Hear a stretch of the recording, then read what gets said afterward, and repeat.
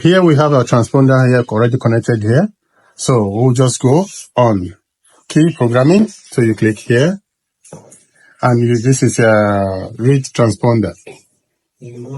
So now if you have your chip on this diagram here, you can see you can put your chip and read it. So if you have your key, so we have one key here. I'll just show you how to use your key and get the transponder. So you put it like this and just click on this read transponder.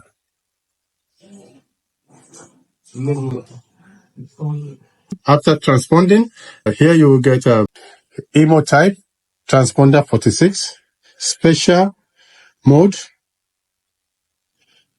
undercity, special chip, then this is the information of the chip, ID, this is information of the ID, and status, you can get the status here, opposite side, chronable or not, you can see there, it's a scroll, you can click chron, and the chipper mode.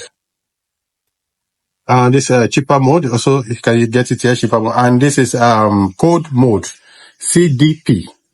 And if you go back from here, and these are all the modules we can do on this machine. We can do all this function. Thank you.